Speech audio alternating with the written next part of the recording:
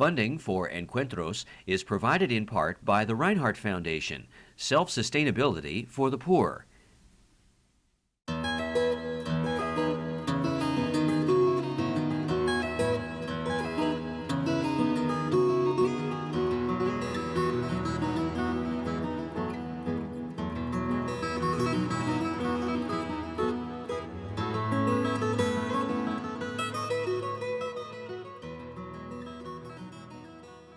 Hello, welcome to Encuentros. My name is Jeffrey Davidow of the Institute of the Americas on the campus of the University of California, San Diego. Today we have as our guest Jose Miguel Insulza, Secretary General of the Organization of American States. The OAS, as it's called, is the oldest regional organization operating in the world today. Mr. Insulza has a long history in Chilean politics and government. He was foreign minister, minister of government there. And 2.5 years ago, he took over the OAS as its leader, its Secretary General, and has given that organization new impetus and a real focus on the question of democracy. Mr. Secretary General, welcome. Thank you for coming. Thank you very much. Thank you for having me. What is the state of democracy in Latin America today?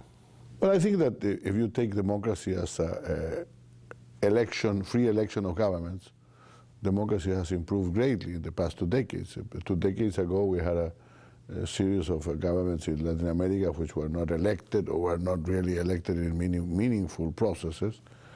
Today, we can say, and we say with reason, because at the OAS we have observation missions in practically every election in Latin America, 33 since I came into office.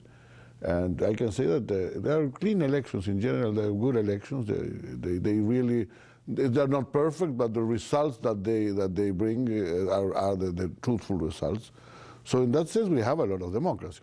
Now, for us, according to our Democratic Charter of the Americas, the Inter-American Democratic Charter, democracy is more than just free elections. It's also rule of law, balance of powers, political pluralism, respect for human rights, respect for freedom of expression. And I think in that sense we still have a long way to go, but we usually tend to have a positive view of the way democracy is going in the region. What authority or power does the Organization of American States have in conditions in which a country may actually choose to elect itself out of democracy or legislate itself out of democracy? That's a difficult position for you. It is a difficult problem. There's a lot of discussion among scholars. For one, Farid Zakaria, who really started the discussion with a piece called The Rise of Illiberal Democracy, draws a clear distinction between democracy and freedom, and trying to say that democracy is just a procedure for electing and controlling governments, and the democratic institutions can democratically do bad things to people. Other things it tend to include, other definitions tend to include. Ours, for example, in our democratic charter, tend to include, for example, fundamental freedom. So actually, if a country, according to the OAS rules, if a country votes itself out of democracy, it's not democratic, and therefore you have to act. Well, you can act. I mean, the further you can go is suspension of rights in the organization. You can ask him to stay out of the organization. Actually, there's no room in the OAS, absolutely no room for intervention. There's no provision for the other countries to intervene in some country in which the democracy is not respected. I should say that the problem we have, the problem is that we have several occasions in which you cannot really say that democracy has been broken. But some undemocratic measure has been taken in a country. So the problem is more in the intermediate levels. What can you do? There's no massive violation of democracy. There's no real threat to the future of the country. But sometimes things happen that you don't like. In those cases, you usually issue statements, but you don't really have any kind of sanctions against the countries.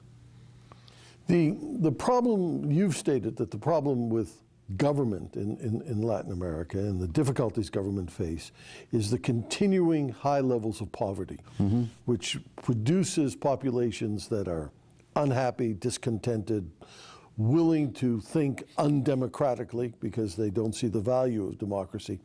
Has Latin America made any progress in dealing with poverty? Well, I think that some progress has been made in the past years, but that after 20 years, after 2 decades, in which nothing really progressed much in that direction. Actually, the rates of poverty in 1980 are similar to the ones we had at the beginning of this decade. That has improved in the last 4 or 5 years. I would say that there's been a decline in poverty, which is not very large, but we're going well in 2 directions, in 3 directions. One is economic growth. You can't distribute what you don't have. Second, you have government programs directed to alleviate poverty.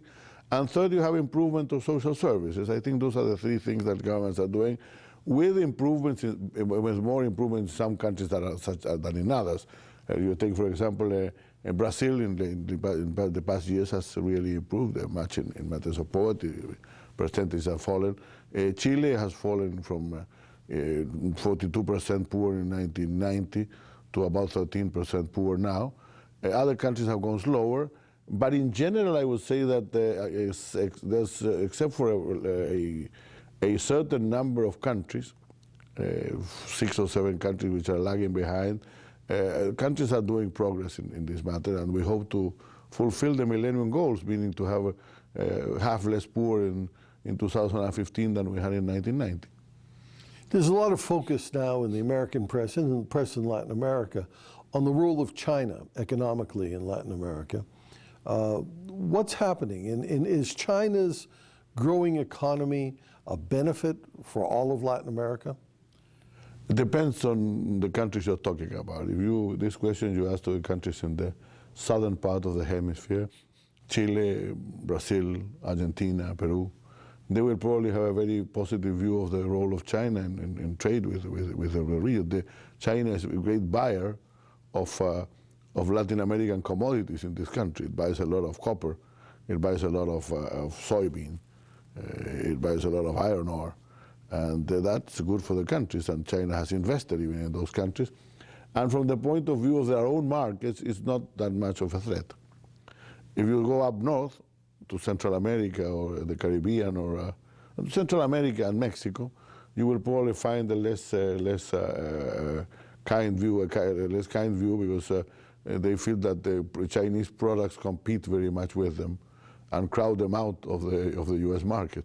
So it depends on the view you have. Now, I don't think that in spite of all that, I don't think that the influence of China in Latin America in trade is that high now. I think it's growing very, very strongly, and probably will be a major player in the next years. But still, the major investors and buyers and sellers in Latin America continue to be Europe and the United States. Let me ask about some specific countries and what the role of the OAS could be. Cuba, of course. Cuba is suspended from the Organization of American States, but there is expectation that there's going to be change in Cuba, whether it's this year, next year, 20 years. Does the OAS have ideas how it could aid in the democratic transition in Cuba? Are you doing any planning for helping Cuba as it moves into a different stage of its history? Well, unfortunately, I have to say first that the U.S. excluded Cuba in '62, and therefore excluded the OAS excluded, yeah. And therefore excluded itself from discussing the Cuban transition. I've never been very much a partisan of the exclusion. I think that we could do more if we had more relation, more contact with Cuba. I'm not saying a return of Cuba to the organization, because for that they would have to accept the Inter-American Democratic Charter and the Convention on Human Rights, and I'm not really sure how possible that is in a short period of time. But I think that we should have a better dialogue with Cuba, precisely with the view in the near future in which some changes should happen in the Cuban government. Now, my own view in this is that you could certainly help democratic transition in Cuba by precisely trying not to generate confrontation and to create a scenario of defeat or of a part of the Cuban people by another part of the Cuban people. I mean, the Cuban system has been there for almost 50 years. And if you are going to have a transition, I think it should be a transition more or less like the one that happened in the countries of Eastern Europe, and not a traumatic transition. I think nobody in Latin America wants a traumatic transition. I think that they want to see improvement in the condition of democracy and freedoms in Cuba. I think that they want to see an opening in Cuba, but they look very much at an opening that includes everybody, and not as a defeat of one system by another one. Let me ask about another country, and not so much about the politics of Venezuela, because that's up to Venezuela in a way. Hugo Chavez has become the most colorful figure on the Latin American scene. He periodically attacks the United States, periodically meaning 3 or 4 times a day. But the U.S. response has been, I think, pretty measured, has not fallen into the trap of engaging in rhetorical battles with him, while at the same time maintaining very heavy trade relations. Now, Chavez has attacked you, he's attacked the OAS. What's your strategy for dealing with him? Well, I think that the attitude of most countries in Latin America is precisely to engage Venezuela and to work with them and to include them in all the discussions and try to avoid all kinds of problems. And I think that's very much what's going on in the region. As for the OAS, we want very much Venezuela to feel comfortable in the organization. We don't think that we think that the organization should be for all of them, for all of us. And we have the rules of the organization which have to do basically with democracy and human rights. So sometimes we have a couple of scuffles with not only with that country, but with others. Sometimes our Commission on Human Rights, which by the way is independent, issues statements and warnings about problems happening with different countries, or our Court of Human Rights, Venezuela is a member of the Court of Human Rights, will take up some case dealing with that country. And we try to always to do it in a constructive way. I mean, not damaging relations, but rather putting warnings and the accent on issues that are really happening. And I think that we have done reasonably well today. We have had, as you remember, we have a couple of big discussions with President Chavez, but that has left no permanent scars. No scars. And I think that we try to do our best. Venezuela is very much a member of the organization, and I think we serve better the cause of the Americas and of an harmonic, peaceful continent by taking up that role. Of course, we get a lot of pressure from a lot of people who want us to be more active, as in previous decades, against any country who is according to them, not playing by the rules. I don't think that that's the best thing to do today. I don't think that's what the Latin Americans want. You have an understanding of Latin America, obviously, that's very deep. If you were to go to any city in Latin America and walk the streets and ask people what most concerns them, what would be the most important issue that they would talk to you about? Well, they would talk about 3 things. I mean, and this is general. I would hesitate to say that others would be included, maybe, but it's usually it's crime, it's jobs, and it's poverty. Sometimes it will be more specific and talk about health or education, but it's crime, it's jobs, it's poverty. Those are the issues with Latin Americans face today. It certainly seems... And sometimes they will be more specific in matters of crime, saying drug traffic. Right. Because everybody agrees that drug traffic is the main problem, even though armed gangs and human traffic and others still exist. But probably they will put the drug dealers in the middle as the most threatening figure for them in daily life. And does the OAS have programs or an approach to helping countries deal with criminality? Well, we have the commission, the Inter-American Commission on the Control of the Abuse of Drugs, and it works a lot basically on the preventive and the rehabilitation issues. We work with countries. We actually, at a certain moment, we took a higher role when all this problem of the certifications that the U.S. Congress was demanding from countries reached a point in which it was creating problems of relations. we were called upon to have a cooperative approach, and we examined the situation of every country every year, and we issue reports on how each country is doing on the fight against drugs. But we don't get, but the OAS doesn't play a role, and we work also in training, in matters of training and capacity and capacity building in the countries to fight against drugs. We don't get directly involved in the operation of attacking drug trafficking. That's a matter of the police forces that we don't deal with. You've mentioned in other interviews that Latin America, although it's having relatively good economic growth now, remains the most unequal continent in the world. What do you mean by that? Well, I mean that we are not the poorest region of the world, in the sense that Latin America has a per capita income which is relatively similar to world average, meaning that if you add up all countries' incomes and I mean all the world GNP, you divide it by the number of people the world has, and you get a certain figure. Latin America's average is more or less the same, a little bit lower. It's much higher than Africa, much higher than parts of Asia, much higher than the developing world in general, much lower than the developed world. So it's a middle continent, and it doesn't make sense that the middle continent today has 40% poor. That's the first problem, and then one of the reasons is that income is so badly distributed. The number of people in the lower, the percent of income that the people in the two lower fifths of the population get is very, very, very, very low compared to the highest 2%, and that's playing a role in increasing the number of poor people in Latin America. Now, it's not easy to improve that. It's not easy to improve that.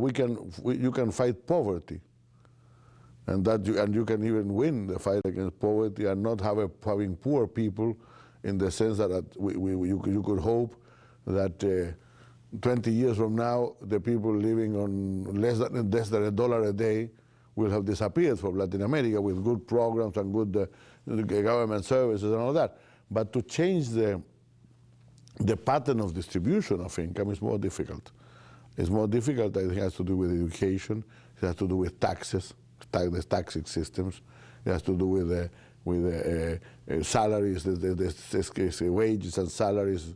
In all countries in Latin America, usually wages and salaries grow at a lower pace than the whole economy of the country. So the scales are moving the other way around, because we still have do not have enough skilled labor, and we have every time less non-skilled labor is being left out of several industries. Before, non-skilled labor was very much in the agriculture, in mining, and several other things. As technology progresses, we are left with more unskilled workers out of a job, and that will certainly continue to create a lot of injustice in society. Talking about unskilled workers and people without jobs, of course, one major issue in the United States is migration from Latin America to the United States, and from other places as well. But there are internal problems of migration in Latin America, from one country to another, from rural areas to cities. Is that a major social problem? It is a problem for some countries, and as let me, for example, let's just give a couple of examples, because I'm going to go into them a little bit more depth. One is, for example, the migration from Haitians. Haitians migrate a lot to the U.S., yes, but they may migrate more to the Dominican Republic. So the Dominican Republic has a problem of about 700,000 Haitian migrants, give or take, which is proportion-wise a very large amount for a country which is about 12 million in the Dominican Republic. Argentina has usually traditionally received a lot of migrants, not only from Europe, but also from its neighboring countries, from Paraguay, from Bolivia, even from Chile. But the interesting thing is how countries deal with those problems. Some have, well, in the case of the Dominican Republic, they have had some kind of an open policy, but they are overwhelmed by the number of people there, which is very much creating a lot of pressure on social services and educational services, etc. And Argentinians have a way of doing things that they have managed to deal with migration without throwing anybody out, without having a repressive policy or regressive policy. They have opened very much their services, and that has created a better situation in the region, because every country tends to follow suit. If the country that's receiving more migrants, tends to have a more open policy, of course the rest are going to play the same role. So even though we have a lot of people saying that migration is bad, blaming everything on migrants, blaming everything on foreigners, I would say that in the southern part of the continent there is a lot of migration, but migration has not created a political problem very strongly. And let me say very frankly that the role of the Argentinian government in that direction has been very, very important. They are the ones who get more migrants, and they are the ones that least complain. That's a very special situation. It is. Generally in Latin America, there's two complaints about the United States, or U.S. policy. One is the United States is not paying enough attention to Latin America. And then at times when the United States, through history, has paid a lot of attention, the complaint is the United States is too much involved in Latin America. Recognizing that you represent a neutral institution, speaking personally, where are we in this balance right now? Well, first let me say that yes, when a new administration starts, you usually read pieces in the specialized magazines. What are the big problems for the next administration? You usually don't find Europe there. I mean, I remember when President Bush was to start his second term, it was a piece by Richard Haas in Foreign Policy, and I don't remember in which he mentioned all the problems, and Europe was not there, Mexico was not there. There were no crises. I think that many times you tend to confuse priorities with crises. Because, of course, leaders in a country, especially in a country that has so many interests in the world, tend to have to discuss their crisis every day, and not their priorities every day. The priorities are what they are. I think that Latin America, in that sense, still continues to be very important for the U.S., even though probably the president doesn't speak about Latin America that much. Second, I think that we have issues. I mean, you just mentioned migration. And to talk about the big problems of migration the U.S. faces, to put it from the point of view of those who think that's a big problem, is to talk about Latin America. I mean, most of those migrants are coming from Latin America, from Mexico, from Central America, from the south. You have trade problems. Trade issues are very important. Trade continues to be very important between Latin America and the United States. We have energy issues, energy contamination, global warming, which we're all in the same place for that matter. We have crime matters. I mean, crime is every time more transnational, and drug traffic and money laundering and other things have to do with all the hemisphere.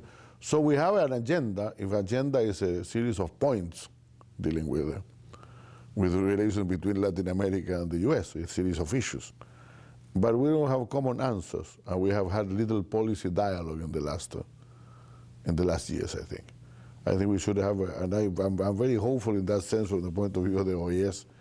We are looking forward to the next Summit of the Americas in 2009 to see if the presidents the leaders with new administrations in practically every country are able to deal with this kind of policy discussion on the relevant issues. I mean, I'm not saying that it's possible to find solutions for everything, but at least start working on the agenda in terms of policy discussions on relevant issues, and not just say that we have a lot of common problems. Yeah, so the issue is to recognize that there's a very broad agenda, and it's not just one issue. And sometimes in the United States, the one issue is migration, or the one issue is narcotics, but there's trade, environment, much else. On trade, the United States has free trade agreements with a number of countries in Latin America. Is this something that's helpful to Latin America? And is it something that we should be pursuing with other nations as well? Well, I think that it's been helpful for the countries that have signed the agreements. I come from one of them, as you know. I'm from Chile, and there's no argument that the agreement between Chile and the United States has been good for both countries. I mean, the trade has increased a lot, and has increased very much, and we're still big buyers from the U.S. I think that we may still have a deficit with the U.S. in terms of balance of trade. For Mexico, and of course, it's nobody can argue. Nobody would dream today of not having the NAFTA. And the signs in the countries that have agreements with the U.S., especially the Central American countries, are also beginning to be good. They have helped. They have helped, and I sincerely very much hope that the U.S. Congress will approve soon the trade agreements reached with Peru, with Panama, and with Colombia. And probably that will put an end to a certain period of bilateral trade agreements. Not because other countries don't want them, but because probably there's no room for an agreement with Bolivia and Ecuador. They should have their preferential treatments that they do have, that the Congress usually approves for them. And then the matter with the Mercosur countries, Argentina, Brazil, of course, Uruguay and Paraguay are also members. We'll have to wait until something happens in the Uruguay round, in the Doha round, because the agricultural problems, agriculture and problems and the industrial property problems are very important for those countries. And I don't think that they would be willing to go into any kind of trade agreements aside until those problems are solved at the Uruguay round, at the Doha round. So you keep talking about the Uruguay round. That was when I was foreign minister several years ago. So I think that we have to look at that matter and say we already have a lot of bilateral agreements. Maybe what could be done to promote the trade would be trying to sort all those, to standardize all those agreements and have just one free trade area, which would probably be a possibility. Several countries, because there are also several agreements. It's not only the U.S. with Mexico, with Canada, with Central America, with Colombia, Peru, Panama, and Chile. It's also these countries among themselves. Something said that all these free trade agreements look like a spaghetti bowl, with everything mixed inside there. Maybe a possibility to enhance the cost of trade in the future would be to try to reach common rules for all of these and standardize them into just one free trade agreement. And I hope that once the Doha round is concluded, the possibility of including the countries of the Atlantic side of South America also exists. Well, that's something to look forward to. I want to thank you for being with us. Our guest today has been Jose Miguel Insulza, Secretary General of the Organization of American States. Thank you very much. Thank you.